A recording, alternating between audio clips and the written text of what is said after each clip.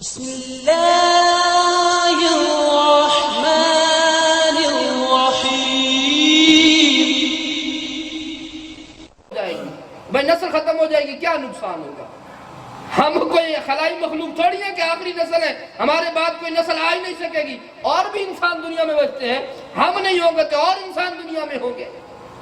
تو یہ سوچ غلط ہے، اور اسی سوچ نے بڑے غلط کیے ہیں۔ جب بیٹی پیدا ہوتی ہے، دادی کا منہ ادھر ہو جاتا ہے، پھوپھی کا منہ ادھر ہو جاتا ہے، اور بنیادی طور پر جب یہ کریکٹر سامنے آتے ہیں پھر ماں بھی پریشان ہونا شروع ہو جاتی ہے۔ پھر باپ آتا ہے، وہ اپنی ماں کا منہ دیکھتا ہے، بہن کا منہ دیکھتا ہے، گھر والوں کا منہ دیکھتا ہے، سارے پریشان۔ پھر آہستہ آہستہ باپ بھی سمجھنے لگتا ہے کہ پتہ نہیں مجھ سے کوئی جرم ہو گیا کہ میری بیٹی پیدا ہو گئی ہے۔ پھر اسے بھی احساس ہونے لگتا ہے کہ میری بیٹی پیدا ہو گئی۔ بنیادی طور پہ نہ ماں غمزدہ ہوتی ہے کہ ان کی اولاد ہے، نہ باپ غمزدہ ہوتا ہے، یہ اوپر کے لوگ آ کے غم کا ماحول پیدا کر دیتے ہیں۔ اور تربیت کی ضرورت ہے یہاں پر۔ وہ جو دادی یہاں کھڑے ہو کے غمزدہ ہو رہی ہے، اسے شرم نہیں آتی اس بات پر، وہ بھی تو کسی کی بیٹی ہے۔ کتنی عجیب بات ہے یار، ایک لمحے کے لیے سوچیں، بیٹے کی امید کرتے ہیں کہ بیٹا ہو۔ اب بتائیے کہ ہر بندہ یہ امید کرے کہ بیٹا ہو، ہر بندہ، اور اس کی امید پوری ہو جائے، اور بیٹی ہو ہی نہیں، بیٹے کہاں سے لیں گے؟ اپنی پسلی سے نکالیں گے؟ کہاں سے لیں گے؟ اور بیٹے کے حصول کے لیے بھی کہیں بیٹی کا پیدا ہونا ضروری ہے۔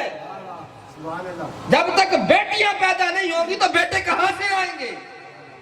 اس لیے بیٹی کی پیدائش پہ غم نہیں کرنا، بلکہ خوشی کرنی چاہیے۔ اور میں کہتا ہوں ڈبل خوشی کرنی چاہیے۔ باپ کو سوچنا چاہیے میرے گھر میں وہ آ گئی، میں تو بڑا گناہگار ہوں، مجھے بخشوانے کا ذریعہ اللہ نے بھیج دیا ہے۔ کہ میرے آقا کریم علیہ السلام فرماتے ہیں، حضور نے فرمایا، پہلے فرمایا جس کی 3 بیٹیاں ہوں وہ ان کی پرورش کرے، اچھی جگہ شادی کرے، شادی کے بعد بھول نہ جائے، خیر خبر رکھتا رہے۔ فرمایا جب قیامت کا دن آئے گا، صرف بیٹی کی پرورش کرنے کی وجہ سے وہ میرے ساتھ ایسے کھڑا ہوا ہوگا جیسے میرے ہاتھ کی 2 انگلیاں۔ تو بتاؤ یار بیٹی فائدہ مند ہے یا نہیں ہے؟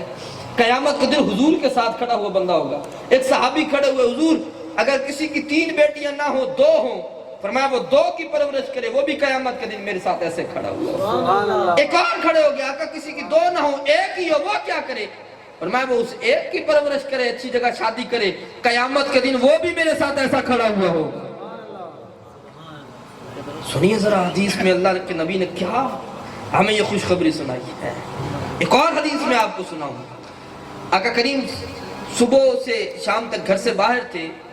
شام کے وقت جب حضور گھر میں تشریف لائے نا، تو حضرت اما جان عائشہ صدیقہ نے کہا یا رسول اللہ آج میری آنکھوں نے عجیب منظر دیکھا ہے۔ حضور میں نے بڑا عجیب منظر دیکھا۔ فرمایا کیا؟ حضور ایک عورت آئی اور اس نے کہا کہ میں بھوکی ہوں، اور اس کے ساتھ 2 بیٹیاں بھی تھیں۔ اس عورت نے کہا میں بھی بھوکی ہوں، میری بیٹیاں بھی بھوکی ہیں، تو کچھ ہے تو دیں۔ ماں عائشہ صدیقہ فرمانے لگی کہ میں نے سوچا کہ اس وقت تو گھر میں کوئی چیز موجود نہیں ہے، لیکن پھر میں نے اسے کہا رکو، پھر میں نے اس خاتون کو کہا رکو، جانا نہیں ہے، میں دیکھتی ہوں محمد عربی کے گھر آئی ہو، خالی کیسے جاؤ گی؟ ماں عائشہ کہتی ہے میں اٹھی اور گھر کے برتن دیکھے، مجھے 1 کھجور ملی اور میں لے کے آئی، چلو خالی نہ جاؤ۔ 1 کھجور کہتے میں نے اس کو دی۔ ہم عائشہ کہتے کہ میں اس ماں کو دیکھ رہی تھی، اس کا اپنا پیٹ بھی پیٹ سے لگا ہوا تھا بھوک سے، بچیوں کے چہرے پہ بھی بھوک کے آثار تھے۔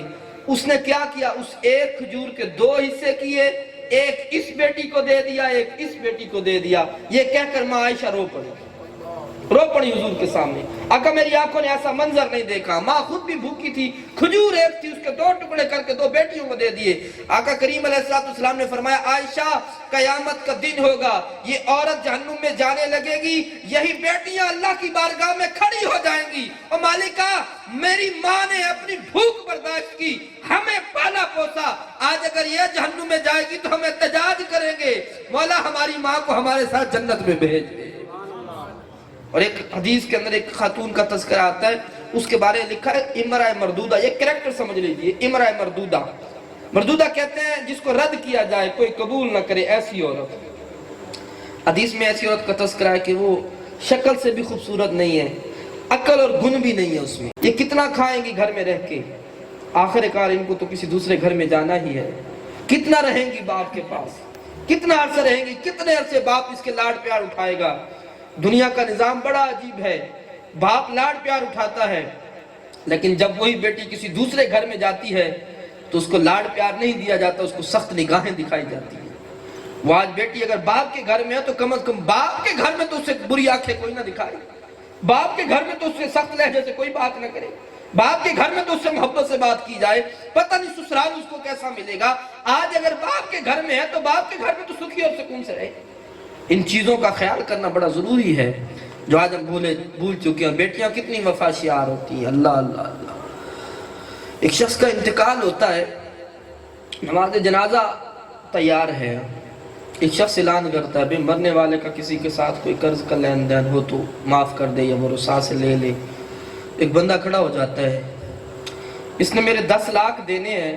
وہ دو بیٹے اگلی صف میں کھڑے ہیں، بھتیجے بھانجے سارے، انہوں نے سنا اچھا ابا جی نے ماموں چاچا نے 10 لاکھ دینے ہیں، خود صاحب ثروت ہیں، لیکن کیا کرتے ہیں آہستہ سے کھس کے صفوں سے نکل گئے۔ کہیں کوئی امیں نہ کہہ دے کہ یار تم دے دو تم دے دو۔ اب اس نے کہا جی، لوگوں نے کہا یار ایسا ہے تم نے مانگ لیے، تدفین ہو جائے ہم تیرے ساتھ چلیں گے، ہم تجھے لے کے دیں گے، جو بھی معاملہ ہوگا دیکھ لیں گے۔ اس نے کہا نہیں یہ بات نہیں ہے، جب تک میرے 10 لاکھ نہیں ملتے میں دفن نہیں ہونے دیتا، جنازہ نہیں ہونے دیتا۔ 10 لاکھ ملیں گے تو جنازہ ہوگا، 10 لاکھ ملیں گے تو تدفین ہوگی۔ لوگوں نے کہا یار یہ موقع نہیں ہے، تم بعد میں لے لینا۔ انہوں نے کہا نہیں، میں بعد میں چھوڑ ہی نہیں سکتا۔ خیر اب پریشانی بڑھتی گئی، بات اڑتی چلتی گھر تک پہنچ گئی۔ جیسے گھر میں پہنچی تو اس کی بیٹی ہے مرنے والے کی، اس کی سوجی ہوئی آنکھیں ہیں، رو رہی ہے، ابھی تازہ باپ کی میت اٹھی ہے۔ اسے کسی نے آ کے بتایا تیرے باپ کی میت کو روک لیا ہے۔ ایک شخص کہتا ہے میرے 10 لاکھ دینے ہیں، اس کے 10 لاکھ ملیں گے تو وہ جنازہ ہونے دے گا، وہ تدفین ہونے دے گا۔ وہ جنازہ بھی رکا ہوا ہے، تدفین بھی رکی ہوئی ہے۔ وہ رو کے اٹھی اور اپنا پرانا سا ٹرنک جا کے کھولا اور اس میں سے زیور نکالے اور کہا جاؤ اسے کہو تیرے جتنے پیسے پورے ہوتے ہیں تو رکھ لے، باقی زندگی کی آخری سانس تک تیرا 1-1 روپیہ اتار دوں گی، میرے باپ کا جنازہ بھی ہونے دے، میرے باپ کی تدفین بھی ہونے دے۔ اب وہ نوجوان جب وہ زیورات لے کے وہاں میں جنازگاہ میں پہنچا اور آ کے کہا یہ زیور بھیجے ہیں بیٹی نے، یہ زیور رکھ لو، اس کی تدفین ہونے دو، باقی پیسے مل جائیں گے، جتنے پورے ہوتے ہیں اس سے کر لے۔ وہ کہنے لگا بس میرا کام پورا ہو گیا۔ کہا کیا بات ہے؟ کہا معاملہ یہ ہے کہ میں نے اس سے 10 لاکھ لینے نہیں تھے، میں نے تو اس کے 10 لاکھ دینے تھے، اور میں نے یہ سوچا اگر یہاں کھڑے ہو کے میں یہ کہتا ہوں میں نے 10 لاکھ دینے ہیں، یہ جو پہلی صفوں کو چھوڑ کے پیچھے چلے گئے ہیں، بیٹا کہتا میں وارث ہوں مجھے دے دو، بھائی کہتا میں وارث ہوں مجھے دے دو، بھانجا کہتا میں وارث ہوں مجھے دے دو، بھتیجا کہتا میں وارث ہوں مجھے دے دو۔ میں نے سوچا کوئی ایسا طریقہ کروں پتہ چلے اس کا اصلی وارث کون ہے۔ مجھے پتہ چل گیا ہے اس کی اصلی وارث اس کی بیٹی ہے۔ بیٹیاں ایسی ہوتی ہیں، یہ شاید کسی کوئی کہے کہانی ہے جو بھی ہے، لیکن اللہ کی قسم بیٹیاں ایسی ہوتی ہیں۔ بیٹیوں کو کبھی برا نہ سمجھے۔ جب اولاد میں نا کوئی چیز لائیں بازار سے، اولاد کو تقسیم کرنے لگیں، ابتدا بیٹیوں سے کریں، پہلے بچیوں کو دیں۔ بچیوں کو کبھی احساس نہ ہو کہ ہمارے ساتھ کوئی ایسا سلوک، بعض اوقات ماں باپ میں بھی آ جاتا ہے، بیٹے کو ذرا زیادہ فوقیت دینا اور بیٹیوں کو کم، نہ ایسا نہ کریں۔ اور پھر اس کے بعد جب اللہ اولاد دے، بیٹی ہے بیٹا ہے جو بھی رب کی طرف سے رحمت ہوئی نعمت ہوئی، اس کا شکریہ ادا کریں۔ پھر اس کے شکریہ کا طریقہ ہمیں بتایا گیا کہ بیٹا پیدا ہوا ہے تو اس کا عقیقہ کریں، اور اس کی جان کے بدلے میں 2 چھوٹے جانور یا بڑا جانور کرنا ہے تو اس میں 2 حصے، عقیقہ سنت ہے۔ اور اگر بیٹی پیدا ہوئی ہے تو اس کی طرف سے 1 جانور یا بڑے جانور میں 1 حصہ، یہ عقیقہ ہے۔ 7ویں دن سنت ہے، 14ویں دن سنت ہے، 21ویں دن سنت ہے۔ اگر ان 3 موقعوں پہ نہ ہو سکے اس کے بعد زندگی میں جب بھی کر لیا جائے سنت ادا ہو جائے گی۔ اس کے ساتھ 7ویں دن کوشش کی جائے اس کے سر کے بال کاٹے جائیں، ان بالوں کے وزن کے برابر چاندی صدقہ کی جائے، یہ حضور کی سنت مبارکہ ہے۔ اور اس کے بعد 7ویں دن اس کا نام رکھا جائے، اور اولاد کے حقوق میں سے ہے کہ نام بھی اچھا رکھا جائے، برکت والا نام۔ آج کل رولے نامے پڑے ہوئے ہیں، ہمیں لوگ فون کرتے ہیں جی فلاں نام کا مطلب کیا ہے، کہاں سے دیکھا ہے؟ او جی گوگل سے دیکھا ہے، بیڑا غرق کو گوگل کا اس نے بڑے بیڑے غرق کیے ہیں، گوگل سے دیکھا ہے۔ اب وہ نام ہمیں نہ عربی ڈکشنری میں ملتا ہے، نہ فارسی میں، نہ اردو میں، اور وہ نام ہوتا ہی بے معنی ہے، لوگ بچوں کے نام رکھ لیتے ہیں۔ بھائی ذرا غور کریں، جو صحابہ کا ماننے والا ہے، اہل بیت کا ماننے والا ہے، اسے حسن حسین کے نام یاد نہیں آتے، وہ بچوں کے نام حسن حسین کے نام پہ نہیں رکھ سکتا، وہ ابو بکر کے نام پہ بیٹے کا نام نہیں رکھ سکتا، وہ عمر کے نام پہ بیٹے کا نام نہیں رکھ سکتا، وہ عثمان کے نام پہ بیٹے کا نام نہیں رکھ سکتا، وہ علی کے نام پہ بیٹے کا نام نہیں رکھ سکتا۔ بیٹی پیدا ہو جائے جس کے نبی کی 4 شہزادیاں ہوں، ان کو بیٹیوں کے ناموں کی کیا فکر ہے؟ وہ زہرا پاک کے نام پہ نام نہیں رکھ سکتا۔ کیسے ہم ادھر سے ماننے نام لیں گے؟ کوئی پھر آج کل پھر دیکھیں گے آج کل جو ہے وہ جو فلم سٹار جس کا عروج ہوگا اس کا نام لے لیا جائے گا، اب وہ چاہے ہمارے ملکی ہو یا پڑوسی ملکی ہو، اس کا نام لے کے بچے کا نام رکھ لیا جائے گا۔ نام اچھا رکھے بچے کا، احادیث میں ہے کہ نام کا شخصیت کے اوپر اثر ہوتا ہے، نام اچھا رکھے اپنے بچے کا۔ اور حکم کیا حضور کے فرمان ہے؟ بیٹے کا نام محمد رکھو۔ بیٹے کا نام فائدہ کیا ہوگا؟ فرمایا جس کا نام بچے کا نام محمد ہوگا، وہ جس دسترخوان پہ بیٹھے گا اللہ دسترخوان پہ برکت عطا کر دے گا۔ اور ایک دوسری بات میں آقا فرماتے ہیں جو شخص اپنے بیٹے کا نام محمد رکھے اللہ اس کی بھی مغفرت کر دیتا ہے، اس کے بچے کی بھی مغفرت فرما دیتا ہے۔ اور ایک تیسری روایت سنیے، فرمایا قیامت کے دن اللہ تبارک و تعالیٰ آواز دے گا، اے محمد ادھر آئیے، تو فرمایا جس کا نام محمد ہوگا سارے چل پڑیں گے، سارے چل پڑیں گے۔ جب اللہ کی رحمت کے قریب پہنچیں گے رب فرمائے گا بلایا تو میں نے اپنے محمد کو تھا، تم سارے کدھر آ گئے ہو؟ وہ کہیں گے مالک ہمارا نام بھی محمد ہے۔ رب فرمائے گا اچھا آ گئے ہو تو پھر تم بھی میرے محمد کے پیچھے آ جاؤ۔ بیٹے کا نام محمد۔ اور علماء نے فرمایا جس کے اولاد نہ ہو وہ منت مانے اللہ مجھے بیٹا عطا کرے، میں اس کا نام محمد رکھوں گا، انشاءاللہ اللہ اولاد نرینہ عطا کرے۔ بیٹے کا نام محمد رکھیں۔ اب ایک بیٹا ہو، 2 ہو، 3 ہو، 4 ہو، سب کے نام محمد ہو سکتے ہیں، چاروں کے نام بھی آپ محمد رکھ سکتے ہیں۔ طریقہ کیا ہوگا؟ نام محمد رکھیں، نیت ہو کہ اس کا نام محمد ہے، لیکن ہر وقت پکارنے کے لیے وہ نام استعمال نہ کریں۔ بچہ کبھی لیٹرین میں ہوتا ہے، واش روم میں ہوتا ہے، کبھی کس حالت میں ہوتا ہے، تو اب ظاہر سی بات ہے حضور کا نام تو وہاں نہیں لیا جا سکتا، پھر ایک نام ساتھ اور بڑھا رہے، ہر وقت اس کو اس نام سے پکارا جائے، بلال رکھ لیں، ویس رکھ لیں، زبیر رکھ، کوئی بھی نام کسی صحابی کوئی بابر کا نام رکھ لیں، اس نام سے پکارا جائے، لیکن نیت یہ ہو کہ اس کا نام محمد ہے۔ اور پھر جب بیٹے کا نام محمد رکھے اس کا ادب بھی کیا جائے۔ میرے شیخ کامل میرے مرشد کریم حضرت قبلہ امیر دعوت اسلامی مولانا الیاس اتار قادری آپ فرماتے ہیں میں نے اپنے دونوں بیٹوں کا نام محمد رکھا ہے، اور جب سے ان کے نام محمد رکھے ہیں جب یہ سوئے ہوتے ہیں تو میں نے کبھی اپنے قدموں میں ان کو نہیں سونے دیا کہ میرے بیٹوں کے نام محمد میں نے رکھے، تو پھر اس ناموں کا ادب بھی کیا جائے۔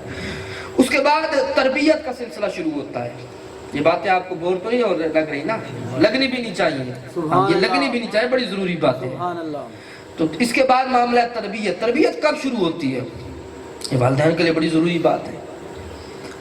تربیت ماں کے پیٹ سے شروع ہو جاتی ہے، تربیت ماں کے پیٹ سے شروع ہو جاتی ہے۔ آج کی سائنس بھی کہتی ہے اور اس پہ روحانی دلائل بھی موجود ہیں، جب بچے میں جان آتی ہے 120واں دن ہوتا ہے، یہ حدیث میں موجود ہے، اس میں روح ڈال دی جاتی ہے۔